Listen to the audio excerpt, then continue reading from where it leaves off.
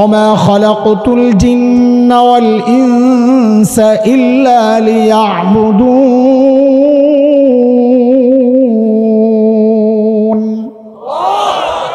আমি জিন এবং মানুষকে সৃষ্টি করেছি আমার ইবাদতের জন্য।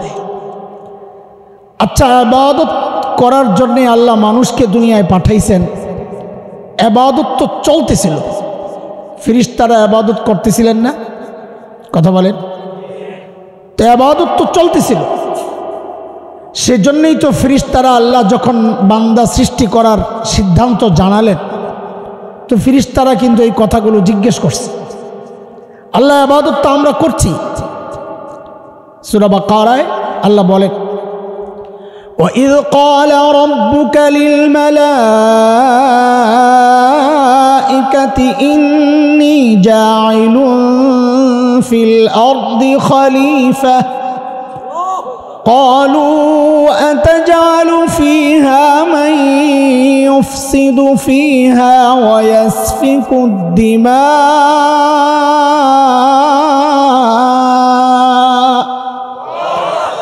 وَنَحْنُ نُسَبِّحُ بِحَمْدِكَ وَنُقَدِّسُ لَكَ قَالَ إِنِّي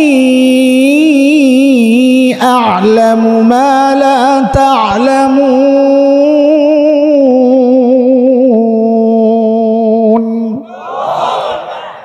আল্লাহ যখন বললেন জমিনে আমি আমার প্রতিনিধি পাঠাবো যারা আমার গোলামি করবে, আমার হুকুম মতো চলবে, আমার বিধান কায়েম করবে, তো ফেরেশতারা আল্লাহকে বলেছেন, এটা আপত্তি না, অভিযোগ না, জানতে চাওয়া।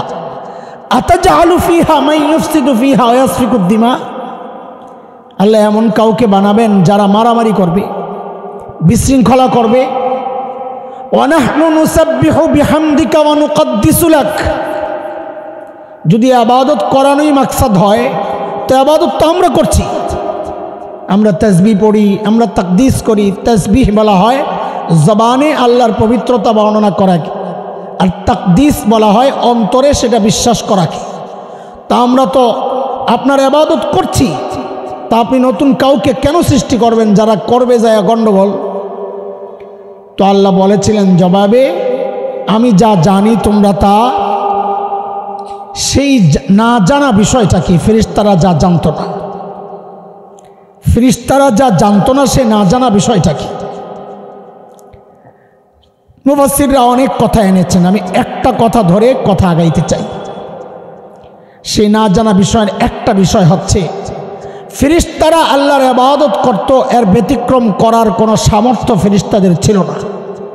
সূরা আত-তাহরিম আয়াত 6 আল্লাহ বলেন ফেরেশতাদের সম্পর্কে, লা ইয়াসুনাল্লাহা মা আমারহুম ওয়া ইয়াফআলুনা মা ইউমারুন, আল্লাহ যা হুকুম করেন ফেরেশতারা মানতে বাধ্য, ব্যতিক্রম করার কোনো সুযোগ শক্তি ফেরেশতাদের ছিল না, নাই।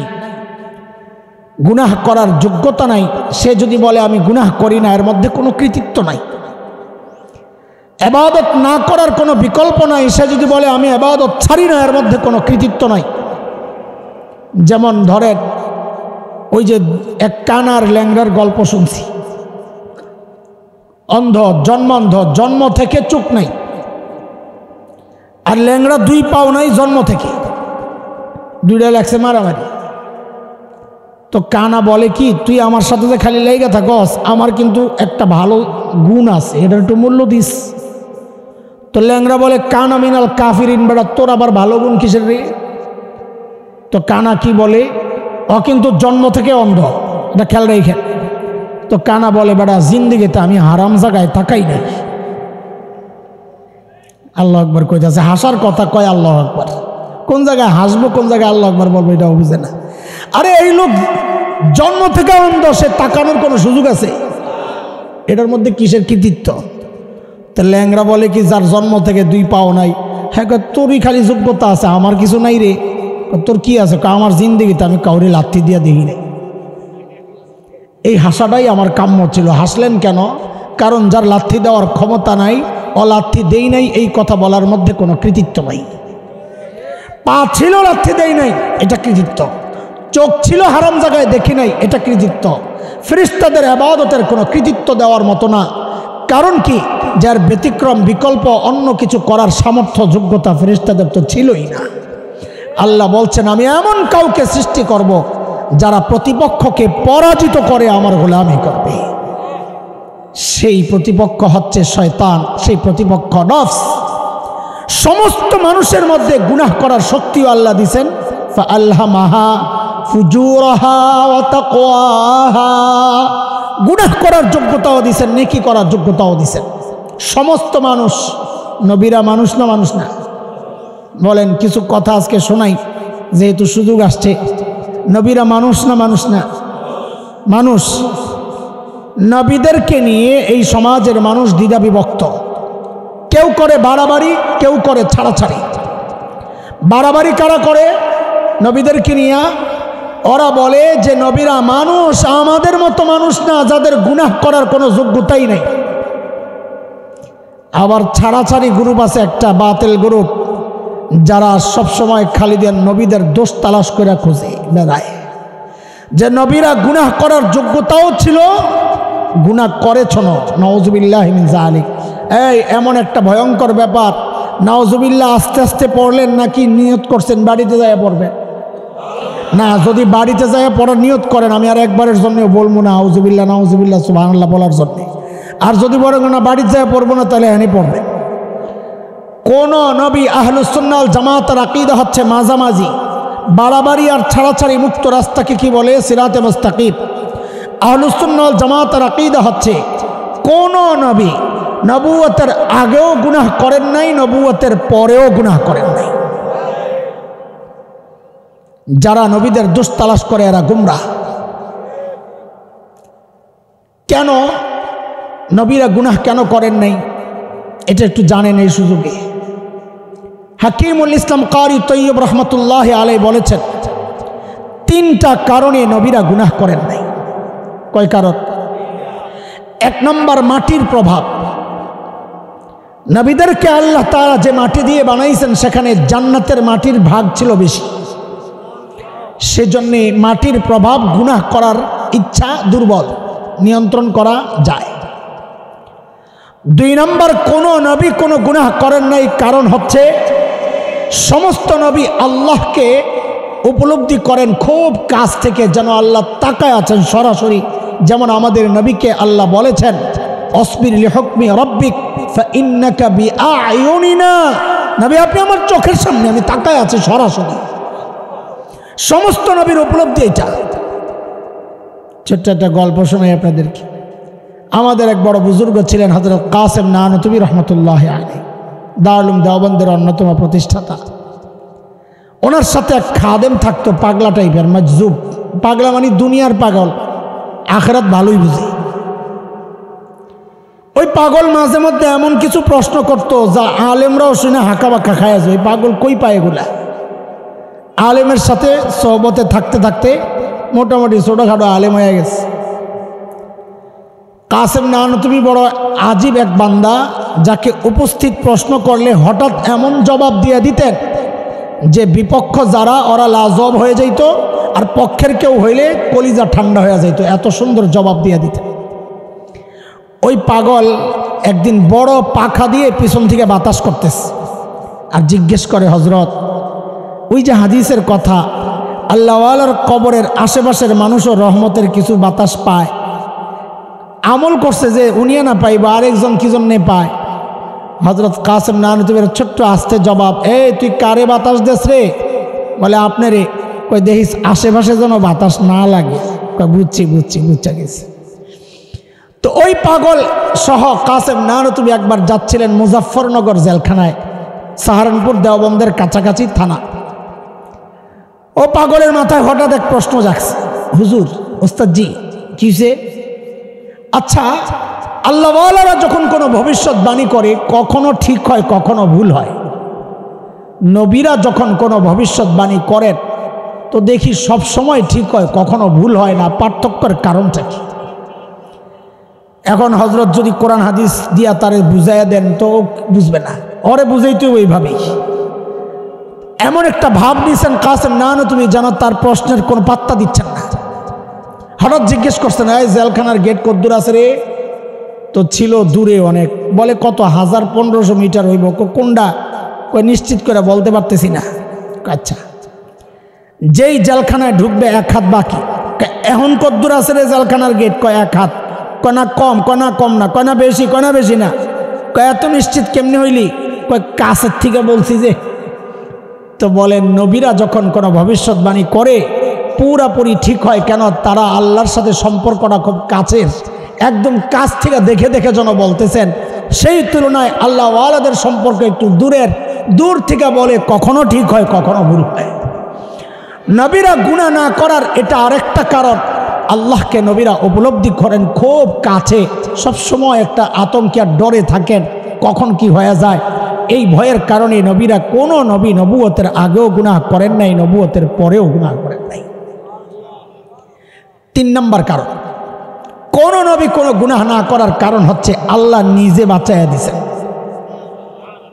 আল্লাহ, যেমন আপনাদেরকে একটা উদাহরণ শোনাই, সূরা ইউসুফ আয়াত 24, আল্লাহ বলেন, ওয়ালাকাদ হাম্মাত বিহি ওয়া হাম্মা বিহা লাউলা আর রাআ বুরহানা রাব্বিহি كذلك لنصرف عنه السوء والفحشاء إنه من عبادنا المخلصين। আল্লাহ বলেন জুলাইখা ইউসুফের সাথে কুকর্মের ইচ্ছা করল। আল্লাহ বলছেন ওয়াহাম্মা বিহা, ইউসুফও করত যদি না, এই যদি না পরে আসতেছি, ইউসুফও করত, তার মানে নবীদের মধ্যে গুনাহ করার শক্তি ছিল, গুনাহ করার শক্তি। হাম এটা প্রাথমিক ইচ্ছাকে বলে, অন্তরের, আপনারা বুঝবেন না আলেমদের কাজ এগুলা। অন্তরের ইচ্ছার অনেকগুলো নাম আছে, হাম, কাজদ, ইরাদা, আজম, জজব। প্রাথমিক স্তরটার নাম হচ্ছে হাম, একদম শুরুর ইচ্ছাটাকে বলে আরবিতে হাম। বলে ওই প্রাথমিক ইচ্ছাটাও ইউসুফের হইতো যদি না আল্লাহর পক্ষ থেকে কোনো দলিল তার সামনে প্রকাশ না পেত। সেটা কি কোনো মুফাসসির বলেছেন, ছাদের মধ্যে হযরত ইয়াকুব আলাইহিস সালামের ছবি ভেসে উঠছে। হযরত ইয়াকুব আলাইহিস সালাম নিজের দাঁতের মধ্যে আঙ্গুল চাপ দিয়া এরকম বলতেছিলেন, ওইটা দেখে ইউসুফ আলাইহিস সালামের ভিতরের ওই প্রাথমিক ইচ্ছাটাও দূর হয়ে গেছে। আচ্ছা, এই যে কাজটা করাইছেন, আল্লাহ বলতেছেন কি, এটা ইউসুফ নিজের ইচ্ছায় বাঁচে নাই, এই গুনাহ থেকে, কাযালিকা লিনাসরিফা আনহু সুআ ওয়াল ফাহশা, এই অন্যায় অশ্লীল কাজ থেকে আমি নিজে ইউসুফ। তাহলে নবীরা গুনাহ না করার আরেকটা কারণ হচ্ছে বাঁচাইছেন কে? যেই সমস্ত বুজুর্গরা নবীদের দোষ তালাশ করে খালি, যেমন এক বুজুর্গ বলেছেন, হযরত মূসা আলাইহিস সালাম দাওয়াতের কাজ ছাড়িয়ে দিয়ে গেছেন তুর পাহাড়ে, এই ফাঁকে উম্মত গেছে গোমরা হইয়া, তিনি দাওয়াতের কাজে অবহেলা করছেন, নাউযুবিল্লাহি মিন যালিক। উম্মতের আলেমরা যখন এই সমস্ত বক্তব্যের প্রতিবাদ করে, তো তাদের কাছে কিছু দলিল আছে, দলিল, এই দলিলগুলো পেশ করতে চায়। এই দলিলগুলো একেবারে হালকা দলিল, একেবারে হালকা দলিল। যেমন একটা দলিল পেশ করে, হযরত আদম আলাইহিস সালাম নিষিদ্ধ ফল খাইছিলেন কিনা।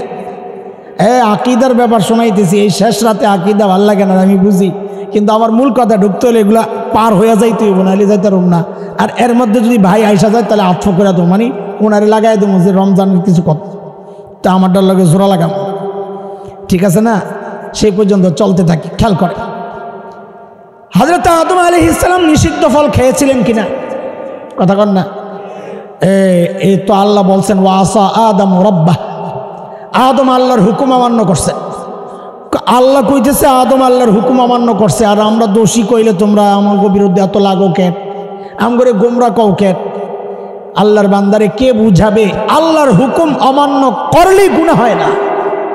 বুঝে, আল্লাহর হুকুম অমান্য করলে কি হয় না? ওটা আবার কেমন কথা কয় মৌলবী? হ্যাঁ, রমজানে রোজা রেখে খাওয়া জায়েজ না হারাম? কেউ যদি ভুলে খায় গুনাহ হইবনি, আর জায়েজ কইস না, গুনাহ হইবনি, রোজা ভাঙবনি, আল্লাহর হুকুম অমান্য হয়েছিনি। তো আল্লাহর হুকুম অমান্য হয়েছে কিন্তু গুনাহ হয় নাই কেন? অনিচ্ছায় করছে, ভুলবশত করছে। আদম আলাইহিস সালাম তিনিও যে ফল খাইছেন সেটা ভুলে খাইছেন। বলে ভুলে খাইছেন আপনি বুঝলেন কেমনে? আপনি আদমের কলবের মধ্যে ঢুকছিলেন। বলে আমি ঢুকি নাই, আপনি ঢুইকা দেখছিলেন যে ইচ্ছা করে করছে। আপনিও ঢুকেন নাই, আমিও ঢুকি নাই। কলবের হালত জানেন কে? সেই আল্লাহ বলতেছেন ফানাসিয়া আদম ওয়ালাম নাজিদ লাহু আজমা। আদম ভুলে গেছিল, আদম কাজটা ইচ্ছা করে করেছে, আমি আদমকে এমনটা পাই নাই। বলতেছেন কে? আরেকটা দলিল দেয় প্রমাণ, সেটা হচ্ছে সূরা নাসরের ব্যাখ্যা দিতে যায়া আল্লাহ তাআলা আমাদের নবীকে বলেছেন ফাসাব্বিহ বিহামদি রাব্বিকা ওয়াস্তাগফির। নবী, আল্লাহ অনেক নেয়ামত দিয়েছেন, শুকরিয়া হিসাবে আপনি আল্লাহর তাসবিহ পড়েন, আল্লাহর প্রশংসা করেন, আল্লাহর কাছে ইস্তেগফার মাফ চান। এখন দাঁড়ায় গেছে নবী যদি গুনাহ নাই করবেন তো আল্লাহ ইস্তেগফার পড়তে কেন বলছেন? এখন এই পাগল কে বুঝাবে বলেন? ইস্তেগফার হচ্ছে একটা চিকিৎসা, ভালো করে বুঝেন। এগুলো আকীদার সমস্যা। সাম্প্রতিককালে এই গন্ডগোল খালি কে জানি খোঁচায়া খোঁচায়া বাইর করে আর ভেজাল লেগে যায়। আমাদের এগুলো বলতে হয়, না বললে তো আপনারও আকীদা নষ্ট হয়ে যাবে। নবীদের ব্যাপারে এই আকীদা পোষণ করতে হবে। বলেন আল্লাহ যে আমার নবীকে ইস্তেগফার পড়তে বললেন, বলে গুনাহ না করলে আল্লাহ নবীকে ইস্তেগফার পড়ার হুকুম কেন করলেন? প্রশ্ন জাগে না? হ্যাঁ, ওই বেটারা তো এই সুযোগটাই নিয়েছে, আপনাকে প্রশ্ন জাগাইয়া দিছে। জবাব খুব সোজা, একেবারেই সোজা। একজন বড় আলেম এই জাতীয় প্রশ্ন করতে পারে না। যার ইলমের গভীরতা আছে সেই প্রশ্ন করতে পারে না। কেন? কারণ ইস্তেগফার হচ্ছে অন্তরের চিকিৎসা, আত্মার চিকিৎসা। চিকিৎসা দুই রকমের। এক চিকিৎসা রোগ প্রতিষেধক, রোগ ভালো করে। আরেক চিকিৎসা রোগ প্রতিরোধক, রোগকে ঠেক দেয়। আচ্ছা বলেন তো, টিকা দেন না? টিকা রোগ হওয়ার পর দেন না হওয়ার আগে দেন? কি জন্যে দেন? রোগকে না হয় ঠেক দেওয়ার জন্যে, তাই না? কথা কন, ঠেক দেওয়ার জন্যে না। আল্লাহ তাআলা নবীকে যখন বলেছেন আপনি ইস্তেগফার পড়েন, এই ইস্তেগফারের অর্থ গুনাহ মাফ করানোর জন্যে না, গুনাহকে ঠেক দেওয়ার জন্যে। ঠেক দেওয়ার জন্যে টিকা হিসাবে। বলে টিকা হিসাবে যে নবীকে আল্লাহ বলেছেন, আপনি কেমনে বুঝলেন? আমি কেমনে বুঝবো? নবী নিজেই বলেছেন। আল্লাহর হাবিব বলেন ইন্নাহু লা ইয়াগানু আলা কলবি হাত্তা আস্তাগফিরুল্লাহ কুল্লা ইয়াউমি তামাররা আও কামা ক্বালা আলাইহিস সালাতু ওয়াস সালাম। নবী বলেন আকাশের মেঘমালার মতো, মেঘমালা যেমন মাঝে মধ্যে উঁকি ঝুঁকি দেয়, আমার অন্তরেও মাঝে মধ্যে গুনার ইচ্ছা উঁকি ঝুঁকি দেয়। ওই উঁকি ঝুঁকি দেওয়া ইচ্ছাটাকে ঠেক দেওয়ার জন্যে আমি প্রতিদিন 100 বার ইস্তেগফার পড়ি।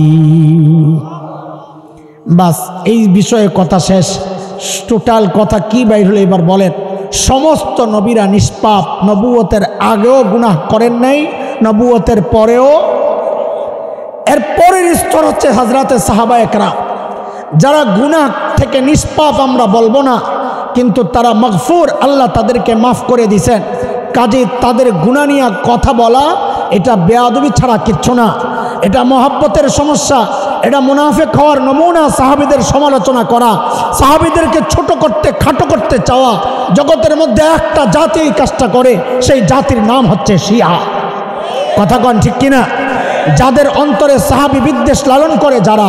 আমাদের প্রশ্ন, আল্লাহ বলেন আমি রাজি, তুমি কেন নারাজ? কথা কর। আল্লাহ বলেন সাহাবীদের উপর আমি রাজি, তুমি নারাজ হওয়ার কারণটা কি? বলে আল্লাহ কই বলেছেন? অসংখ্য জায়গায় বলেছেন। সূরা তাওবার 100 নম্বর আয়াতে পড়ে দেখেন, আল্লাহ বলেন রাদিয়াল্লাহু আনহুম ওয়া রাদু আন। এই মাওলানারা আছেন 2-4 জন, আপনারা এগুলা বুঝবেন না। আল্লাহ কয়জন সাহাবীর উপর রাজি, খুশি? অল্প কিছু না সব? জোরে কন, সবাই কন। কেমনে বুঝলেন সব? এটা আপনারা বুঝবেন না, এটা মৌলবীরা বুঝবে।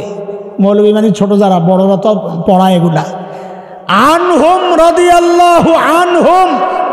আমার বাচ্চা যারা শরমিয়াতে আমেল পড়ারা জানে আন আর মিনের পার্থক্য। আন লিল ইস্তিগরাক, কিরে পোলাবান আসেনি শরমিয়াতে আমেলের ছাত্র। আন লিল ইস্তিগরাক, মিন লিত তাবিঈস। যদি মিন হুম বলতেন আল্লাহ তো বোঝা যাইতো কারো কারো উপর আল্লাহ রাজি। আল্লাহ মিন হুম বলেন নাই, আল্লাহ বলেছেন আন হুম, আমি সবার উপর রাজি। কয় সাহাবীর উপর রাজি? জোরে কোন, কয় সাহাবীর উপর রাজি?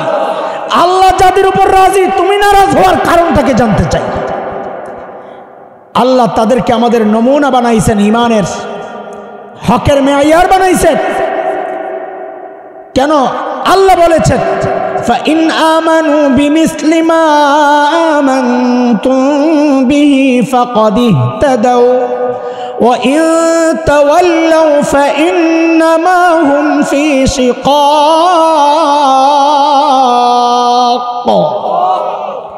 ইমানকে আল্লাহ কাদের ইমানের সাথে মিলাইতে বলছে? কথা বলেন, কাদের?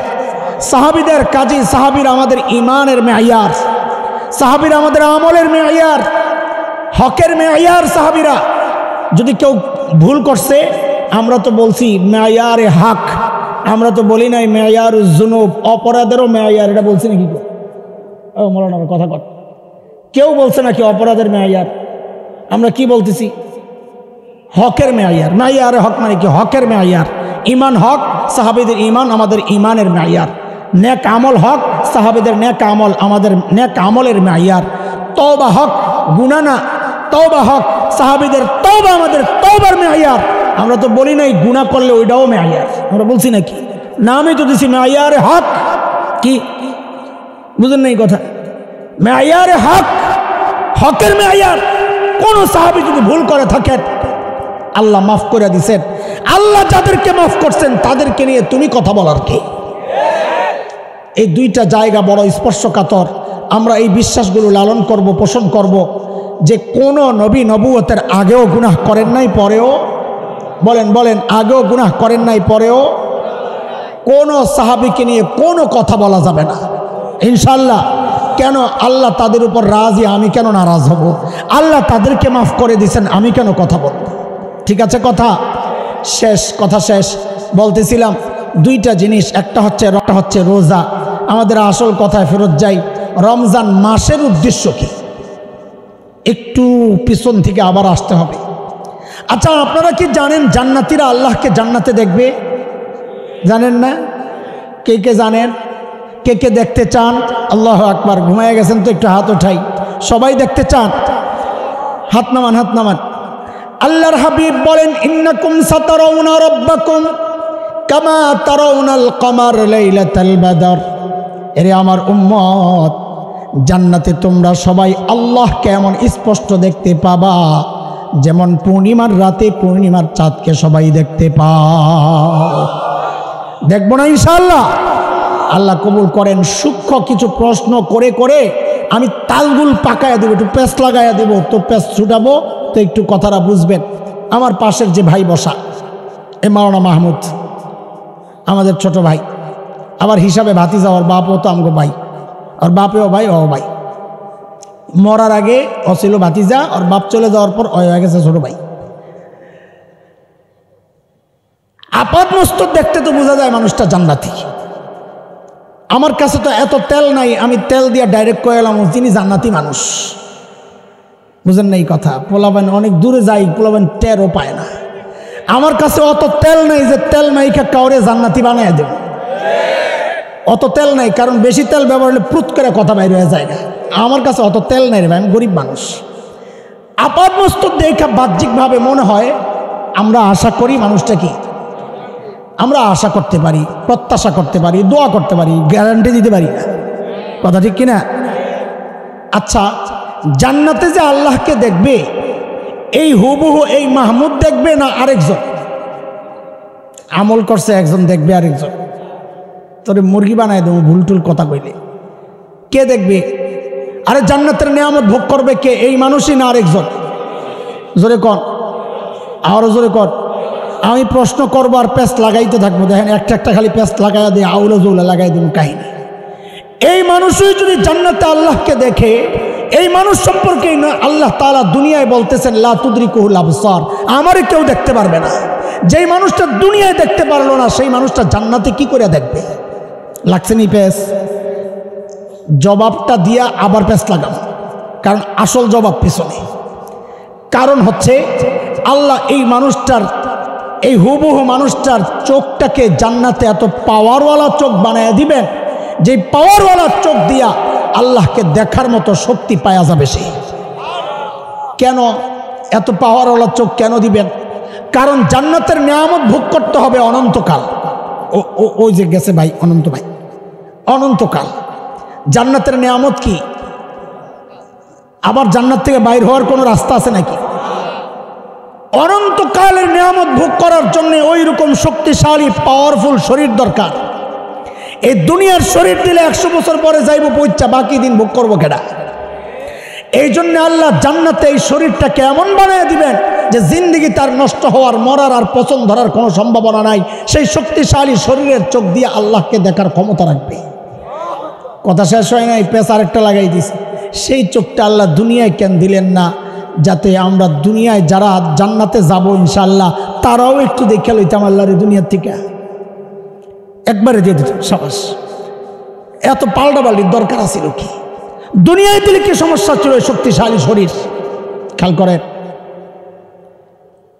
এখানে গাঁটটি আছে দুইটা, একটার কেজি 1 কেজি আর একটা 20 কেজি।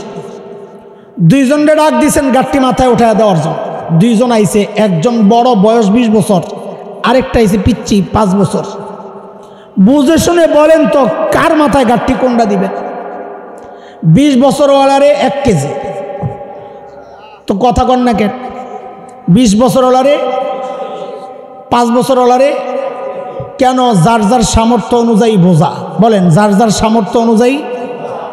আল্লাহ তাআলা দুনিয়ায় আমাকে আপনাকে ওই শক্তিশালী শরীর কেন দেন নাই? কারণ ওই শক্তিশালী শরীর দিলে বোঝাও হয়তো এরকম বড় শক্তিশালী, আমল করা লাগতো অনেক। আল্লাহ অল্প জীবন দিয়েছেন, কোন রকম কাটায় তুই আয়া পর। তো অনন্তকালের নিয়ামত ভোগ করার জন্য এই অল্প আমল দিয়ে কেমনে কবর হইব? ওই খেয়াল করেন, হুজুর আয়া পড়ছে, আমার কাম শেষ। লিল্লাহি তাকবীর। এত আস্তে, এটা ফেরত দিলাম, আগেরটা ফেরত দিলাম, আবার নতুন করে লিল্লাহি তাকবীর, লিল্লাহি তাকবীর। পিসা হুজুরের আগমন, পিসা হুজুরের আগমন, সুন্দর চেহারাওয়ালার আগমন। মাশাআল্লাহ। আস্তে আস্তে পান চাবাইতে চাবাইতে আইতেছে। এমনি ঠোঁটটি লাল, পান চাবাইলে হয়ে যায় আরো টকটকা লাল। এমনি আমরা সহ্য করতারি না, বেড়া পান খায়া খায়া আম করে আরো পাগল বানায়। দোস্ত জলদি আহেন। মাশাআল্লাহ। আজকে যা করে আল্লাহ বয়ের রহম।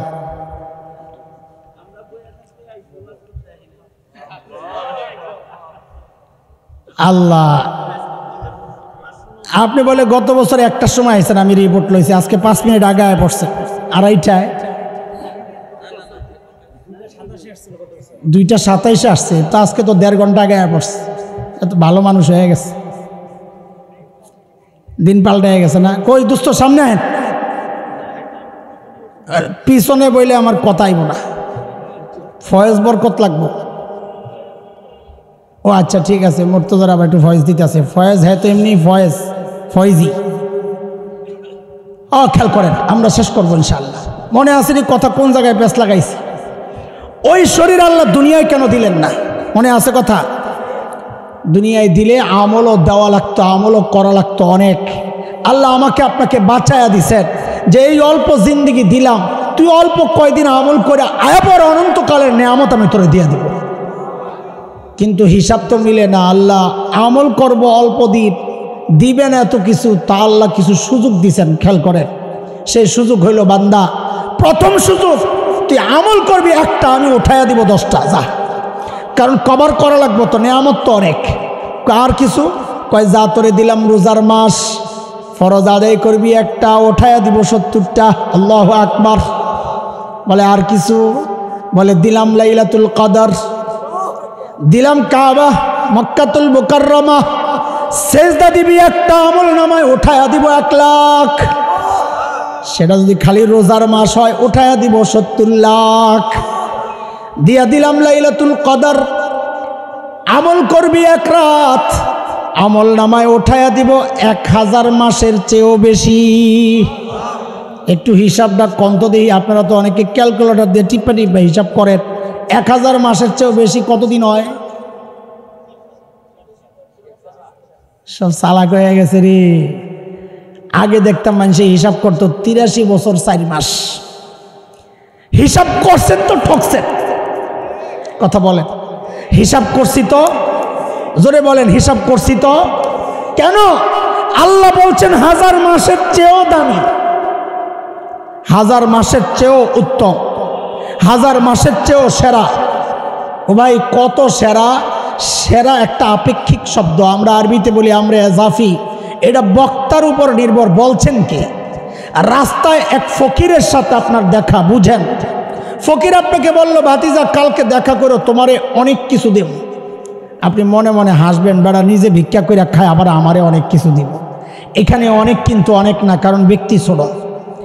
একই কথা যদি আমাদের আজকের প্রধান অতিথি যিনি ছিলেন তিনি যদি বলতেন কালকে দেখা করে তোমারে অনেক কিছু দিব, তখনও কি মনে মনে হাসতেন না, আশাবাদী হইতেন? কেন? ব্যক্তির ওজন বাড়ছে, তার অনেকের দামও। একই কথা যদি মাননীয় প্রধানমন্ত্রী বলতেন কালকে দেখা করে তোমারে অনেক কিছু দেব, আপনারা কি করতেন জানি না, আমি তো সারা রাত ঘুমাইতাম না, আল্লাহ জানি কি পাইতেছি। কেন? ব্যক্তির ওজন বাড়তেছে তো অনেকের ওজনও। আল্লাহ বলতেছেন খায়রুম মিন আলফি শাহর, 1000 মাসের চেয়েও দামি। বলে কত দামি আল্লাহ? তা আল্লাহ যেন জবাব দিচ্ছেন, বান্দা তুই আমারে যত বড় মনে করস, আমি তোর অত বেশি 1000 মাসের চেয়ে দামি। এখন আপনি কি মনে করবেন? আপনি মনে করবেন ও আল্লাহ আখিরাতের অনন্তকালের নিয়ামত ভোগ করার জন্য যত মাস হইলে চলবে অত মাস হিসাবে তুমি আমল নামায় উঠাইয়া দিও। দিছেননি আল্লাহ সুযোগ? আল্লাহ বলেন এরপরেও তো তোর কভার হবে না, কারণ দুনিয়ায় এত নিয়ামত তুই ভোগ করছস, আমল যা করস হিসাব মিলাইলে দেখবি জরিমানা দেওয়া লাগবে, আরো আমল লাগবে, যা নিয়ামত তুই নিজে ভোগ করছস। তো জান্নাতে পাবি কোত্থেকে? তো এখন কি করা? আমি রহমান আসি না। আল্লাহু আকবার বলে না, চিৎকার করে বলে রহমান মানে কি? আমি আজকে বলি, শিখায়া দিই, মনে রাখবেন। বলেন কাজ কম মজুরি বেশি। রহমতের মানে কি? কাজ কম। রহমান বলে ওই সত্তাকে যিনি কাজ কম হওয়া সত্ত্বেও মজুরি দেন বাড়াইয়া।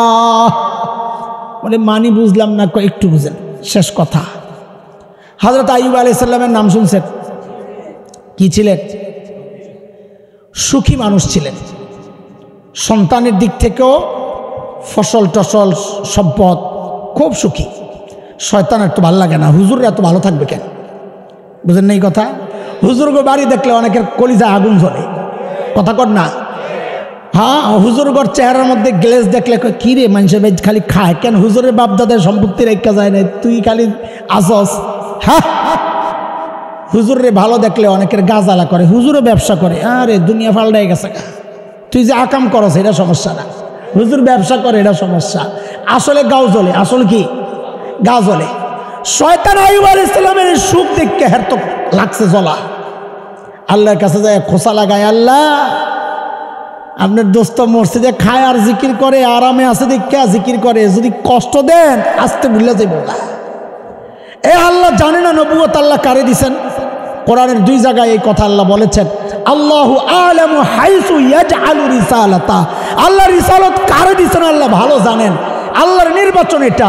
আল্লাহু ইয়াসতাফি মিনাল মালাইকাতি রুসুলান ওয়া মিনান নাস। মানুষ আর ফেরেশতা থেকে আল্লাহ রসুল কাকে বানাবেন এটা আল্লাহর নির্বাচন। এটা রাতে আর দিনে ভোট কইরা এই নির্বাচন করা যায় না। এই নির্বাচন কার? তা আল্লাহ জানেন না নবুয়ত কারে দিছেন? আল্লাহ কয় তুই দেখবি আমার দোস্তরে বিপদে ফেললেও যে আমারে ভুলে না, কয় দেহি তো। হের চিন্তা হইল কতক্ষণ কষ্ট থাকলেও তো আমার লাভ, লস তো নাই। আল্লাহ তাআলা হযরত আইয়ুব আলাইহিস সালামের বাগানের নিচের পানির হুকুম করলেন, পানি সর। মুহূর্তের মধ্যে পুরা বাগান শুকায়া শেষ। আল্লাহ তাআলা হুকুম করছেন, শরীরের মধ্যে পচন ধরে গেছে, আপনজন দূরে সরে গেছে। হায় সুখী আইয়ুব হঠাৎ করে অসহায় হয়ে গেলেন, কান্নাকাটি শুরু করছেন। রব্বি আন্নী মাসসানিয়াদ দুররু ওয়া আনতা আরহামুর রাহিমিন। আল্লাহ আমি বড় বিপদে আক্রান্ত, ও আল্লাহ আমার উপর আপনি রহম করেন, আপনার রহমত ছাড়া আমার বাঁচার উপায় নাই। বান্দার শরীর পইচা গেছে কিন্তু জিহ্বা নড়ে, জিকির বন্ধ হয় না। আল্লাহ দেখাইছেন, দেখছো আমার দোস্ত জিকির ছাড়ে না, বিপদে পড়লেও জিকির ছাড়ে না। আমাদের হুজুররা জেলখানায় গেলে যে হাফেজ না সে হাফেজ হইয়া বাইর হয়, যার কোরআন শরীফ ইয়াদ ছিল না সে ইয়াদ কইরা বাইর হয়। আমার দোস্তের কাছে একটা তসবি আছে আর সিন্ধুকে রাখা, এটা আমার দেওয়া। আমার ছোট্ট পিচ্চি মেয়ে আছে একটা, খালি তসবি বানায় আর দেয়, আর আমার পকেট থেকে ছিনতাই করে। তো ওই তসবিটা সহ জেলখানায় গেছিল দোস্ত। মামুন ভাইয়ের কাছেও একটা আছে আমার তসবি, আমি লাগাই দিছি আর কি, ইনভেস্ট পরে হেরা লেখা হয় আমার আমল নামায়। তো দোস্ত দেখাইতেছে, দোস্ত জেলখানায় এই তসবিটা যে কত হাজারবার পড়া হয়েছে আল্লাহ সাক্ষী। কষ্টের মধ্যে আল্লাহ আল্লাহ ভুলে না, বরং আল্লাহর কথা আরো বেশি করে মনে করে। কথা কন ঠিক কিনা? হযরত আইয়ুব যখন পরীক্ষায় পাশ করলেন, তো আল্লাহ তাআলা এখন আগে শরীর তো ঠিক করতে হইব, তো আল্লাহ হুকুম দিচ্ছেন উরকুদ বিরিজিলিক হাযা মুগতাসালুম বারিদুম ওয়া শারাব, পায়ের গোড়ালি দিয়ে আঘাত করেন, জমিনের নিচ থেকে পানি বেরিব, ঠান্ডা পানি খাইবেন আর শরীরে লাগাইবেন। আগে আপত্তি আসতো যখন তাফসির পড়ি নাই, হোমিও ওষুধওয়ালা করে লইয়া, এই কি বেড়ারা কি মাথায় কি বুদ্ধি, যেই ওষুধ খায় এটারে আবার লাগাইতে দেয়। চর্মরোগী আছে না, চর্মরোগীদেরকে হোমিওওয়ালারা যেটা দেয় খাইতে ওইটারে কয় আবার শরীরে লাগাইতে। আমি হাসতাম, এটা কি ব্যাক করলি ডাক্তারটা বাটপার, যেই ওষুধ খাইবো ওইটা আবার লাগাইবো, এটা কেমন কথা। পরে তাফসির পড়ে দেখি আরে কারবার তো এটা আল্লাহর পক্ষ থেকে।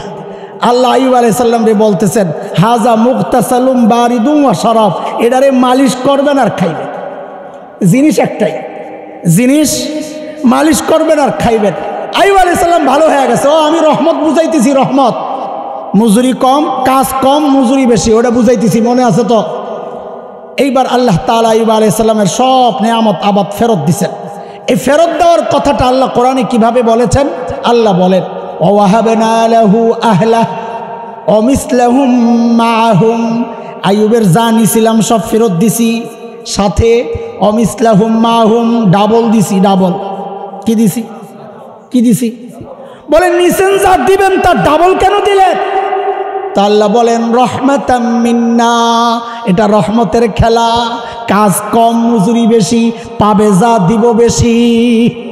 দুনিয়ায় আমল যা করি তার দ্বারা জান্নাতের নিয়ামত পাওয়ার মতো না, শেষ ভরসা আল্লাহর রহমত।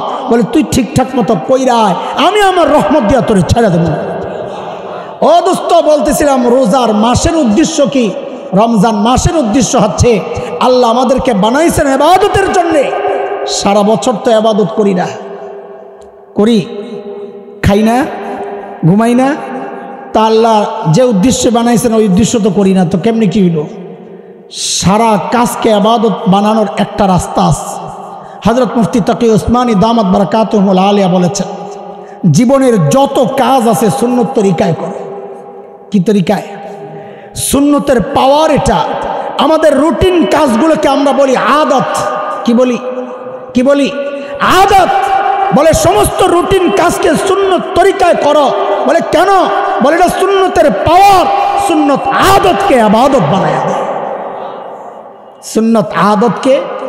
সুন্নত আদতকে পানি খাওয়া এটা রুটিন কাজ, সুন্নত তরিকায় খান, পানি খাওয়া হয়ে যাবে ইবাদত।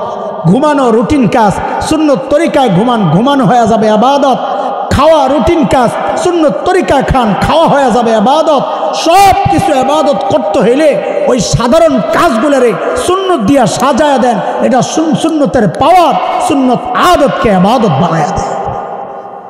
সারা বছর তো এইভাবে ফাঁকি ফুকি দিয়া চলছি, রমজান মাস আইসা আমাকে যেন ডাকছে আল্লাহ, ও বান্দা অন্তত একটা মাস আমার আসল উদ্দেশ্যের দিকে তুই ফেরত আয়। সারা বছর করেছস দুনিয়ার কাজ, কোন রকম জোরাতালি দিয়া বানাইছস ইবাদত, একটা মাস অন্তত ইবাদতের মাস তো বানা। এক মাস ইবাদতের মাস বানানোর পদ্ধতি কি? বলে সেটা হচ্ছে সাহাবায়ে কেরামের জীবনাচার, জীবনটাই হচ্ছে আমাদের আদর্শ। দেখেন ছোট্ট এই উদাহরণটা দিয়েই আমি শেষ করতেছি। ছোটবেলায় আমরা লেখাপড়া করছি, একটু আধটু খেলাধুলাও তো করছি না? না করেন নাই? কথা কয় না? আমি স্বীকার করতেছি হেরা আল্লাহওয়ালা বইয়া চুপচাপ বসে রয়েছে, আমি আসামি হয়ে গেলাম। জোরে কোন খেলছেন কিনা? লেখাপড়াও করছি। এখনকার বাচ্চারাও লেখাপড়া করে, খেলাধুলাও করে। তা আমাদের সাথে এখনকার বাচ্চাদের পার্থক্য কি? আমরা করতাম লেখাপড়া, ফাঁক পাইলে একটু খেলতাম। আর এখনকার বাচ্চারা চায় সারাদিন মোবাইল টিপবে, গেমস খেলবে, সারাদিন খেলবে, ফাঁক পাইলে একটু পড়বে। কথা ঠিক কিনা? ঠিক সাহাবায়ে কেরামের সাথে আমাদের পার্থক্য, মূল পয়েন্ট এটা। সাহাবায়ে কেরাম দুনিয়ার কাজ করেছেন, বকরি চড়ান নাই, ব্যবসা করেন নাই, করেছেন, আখিরাতের কাজও করেছেন। আমরাও দুনিয়ার কাজ করি, আখিরাতের কাজও করি। পার্থক্য কি? পার্থক্য হচ্ছে সাহাবায়ে কেরাম করতেন আখিরাতের কাজ, ফাঁকে ফাঁকে করতেন দুনিয়ার কাজ, আর আমরা করি দুনিয়ার কাজ, ফাঁকে ফাঁকে করি আখিরাতের কাজ। এই রমজান মাস উদ্দেশ্য যে আমরা যেন এই মাসে সারা বছরের মতো না কাটাই। সারা বছর কাটাইছি কি দুনিয়ার ফাঁকে ফাঁকে করছি আখিরাতের কাজ, এই মাসে আখিরাতের কাজের ফাঁকে ফাঁকে করব দুনিয়ার কাজ ইনশাআল্লাহ। বলেন ইনশাআল্লাহ, বলেন ইনশাআল্লাহ। এর জন্যে আমাদের দুইটা কাজ করা লাগবে, দুইটা কাজ। রোজার উদ্দেশ্য আর ঢুকবো না আমি, এটা যদি আমার সুযোগ থাকে আমার দোস্ত বলবেন। আমি রমজান মাসের উদ্দেশ্য বললাম, কাজ দুইটা। একটা রুটিন বানান দোস্ত। প্রথম কাজ হচ্ছে একটা রুটিন বানান। রুটিনটা বানাবেন কিভাবে? তিনটা ভাগ করবেন, তিনটা ভাগ করবেন। এক নম্বর ভাগে ফালাইবেন সারা বছর কোন কোন কাজগুলো আপনি করছেন যা না করলেও চলতো, না করলেও বলে হুজুর এমন কোনো কাজ আছে একটা ধরলেই তো 5 ঘন্টা বাইরে হয়ে যাবে আমাকে হুজুরদের থেকে, আপনার ওটা বাদ। সেটা হইল ফেসবুক। কি নাম? না চালাইলে কি হয়? আজ পর্যন্ত কোনো ডাক্তার বলছেনি ফেসবুক না চালাইলে টয়লেট ক্লিয়ার হবে না, ঘুম ঠিকমতো হবে না, বরং উল্টাটা কইছে, না চালাইলে টয়লেট ক্লিয়ার হবে, ঘুম ঠিকঠাক মতো হবে। তো ফেসবুকটা না চালাইলে ভাত হজম হবে না, রোজার সব কইমা যাবো, তাই না? এক নম্বরে কোপটা মারেন ফেসবুকের মধ্যে, দেখবেন আপনার হাতে 3-4 ঘন্টা অতিরিক্ত আয় পড়ছে। 2 নম্বর কোপ মারতে হবে জরুরি কাজ, কিন্তু টাইম আর একটু কম দেওয়া যায় কিনা। ঘুমাইছি 6 ঘন্টা, জরুরি কাজ। রমজানে 1 ঘন্টা কম ঘুমাইলে কিচ্ছু হবে না। আমরা যে এই যে দৌড়াই প্রতি রাতে, দেখা যায় দোস্ত গত রাতে শেষ বয়ানে উঠছে 1টার সময়। প্রত্যেক দিন এই কামিত হয়। শেষ বয়ান কটার সময় উঠছে? না আরও পরে মনে হয় 12:30টার সময় খবর পাইছি খাইতেছে, এরপরে বয়ানে যাইব আস্তে আস্তে। আমি বাদ মাগরিব করছি ওখানে। তো সেই ময়মনসিংহের একদম শেষ মাথায় গরিপুর, ওখান থেকে 2টায় মাহফিল শেষ করে বাসায় আসছে নিশ্চয়ই ফজরের সময়। ফজরের পরে কিছুক্ষণ ঘুমায়া মাদ্রাসার ডিউটি দিয়া আবার বিকালে বাইর হয়ে গেছেন দুপুরেই ফরিদপুর। ইয়াহিয়া মাহমুদ সাহেব হুজুরের মাদ্রাসায় যেতে হবে, ডাকছে, মুরব্বীরা যাওয়া লাগে। মানুষটা ঘুমাইলো কখন? বাইচা আছে না মরে গেছে? আগামী 1 সপ্তাহ তো আবার রেস্ট নিবে, তাই না? না সকাল থেকে আবার শুরু হয়ে যাবে? তো এই মানুষ বাইচা রয়েছে কেন? শরীরের কি অবস্থা? মানুষ চাইলেই বাসে। এই 1-2 ঘন্টা কম ঘুমায়া মানুষ মারা যায় না। রমজানটা অন্তত এইভাবে কাটাই। আমি 6 ঘন্টা ঘুম না, আমি 5 ঘন্টায় নামায় আনি, ওখান থেকে 1 ঘন্টা বাইর করে। ফেসবুকের 1 ঘন্টা, 4 ঘন্টা অতিরিক্ত ঘুম থেকে 1 ঘন্টা, এইভাবে চারদিক থেকে এই পাতলা পাতলা জিনিসগুলো বাইর করলে দেখবেন শুধু তিলাওয়াত তার তাসবির জন্যে আপনি 5-6 ঘন্টা কমপক্ষে অতিরিক্ত বাইর হয়ে যাবে। বলে ওইটারে আপনি তিলাওয়াতের জন্য টাইম ফিক্স করেন, ইনশাআল্লাহ রমজান ভালো কাটবে ইনশাআল্লাহ তাআলা। 1 নম্বর ডিউটিটা রুটিন বানাবো ইনশাআল্লাহ। যুবকরা কথা কও, বানাবা ইনশাআল্লাহ। ওয়াদা দাও, ওয়াদা দাও, ওয়াদা দাও ইনশাআল্লাহ। ইনশাআল্লাহ ফেসবুকটা ফালাইতে পারবো তো ইনশাআল্লাহ। যে পারবো সে হাত উঠায়া রাখি, আর যে পারবো না নামায়া রাই। ফেসবুক ছাড়তে পারবো না যারা, হাত নামায়া লাই। রমজানে ফেসবুক চালাবো না ইনশাআল্লাহ। কি হবে? না চালাইলে কি হবে? আপনি হাত ওঠান নাই কেন? আমি বুঝছি আপনি ফেসবুক চালান না, আমি বুঝছি। আপনি কি মনে করছেন মিয়া? আমরা ছাত্র পড়াই না, আপনি হাত ওঠান না দেখে আমি বুঝছি না এই সাহস সামনে বইয়া করতো না বেড়ায়। আমরা চালাবো না ইনশাআল্লাহ। বলেন ইনশাআল্লাহ। হাত নাইরা দেখান ইনশাআল্লাহ, দোস্ত দেখান দেখান ইনশাআল্লাহ। আল্লাহ কবুল করেন। ফেসবুকের জায়গায় কোরআন ঢুকান। ও ভাই ঢুকান। সারা বছর এই ফেসবুক আমার তিলাওয়াত খাইছে, আমার জিকির খাইছে, আমার আখলাক চরিত্র খাইছে, আমারে দিয়া গীবতের পশরা ছাড়াইছে। এই ফেসবুক আমার মুরব্বিকে উলঙ্গ করেছে। এই ফেসবুক আমাদের মার্কাজি প্রতিষ্ঠানগুলোরে ধ্বংস করেছে। অস্বীকার করতে পারবেন না। আল্লাহর রাস্তায় এই গজবটারে রমজান মাসে ঘর থেকে তাড়া পারবো তো ইনশাআল্লাহ। আল্লাহ কবুল করেন। 2 নম্বর, একটা মাস গুনাহমুক্ত কাটাবো ইনশাআল্লাহ। বলেন ইনশাআল্লাহ। চোখ কান জবান এই তিনটারে ঠিক করেন, বাকিগুলা ঠিক হয়ে যায়। বলেন চোখ কান, গীবত করব না, মিথ্যা বলবো না, অশ্লীল কথা বলবো না, এটা দিয়ে শুনবো না, হারাম জায়গায় তাকাবো না, ইনশাআল্লাহ। ইনশাআল্লাহ তাইলে দেখবেন জীবনের শ্রেষ্ঠ রমজান আপনি কাটাইতেছেন ইনশাআল্লাহ। আল্লাহ কবুল করেন। আল্লাহ তাআলা আমাদের রমজানকে সাহাবাওয়ালা রমজান বানায় দেন। আমরা রমজানে নতুন এক জীবন যেন শুরু করতে পারি। অতীতের সব অন্যায় যত ভুল গুনাহ আছে সবগুলারে মুইসা নতুন এক জিন্দেগি যেন এই রমজান থেকে আমরা শুরু করতে পারি। আল্লাহ তৌফিক দান করেন, আমিন। ওয়া আখিরু দাওয়ানা আলহামদুলিল্লাহি রাব্বিল আলামিন।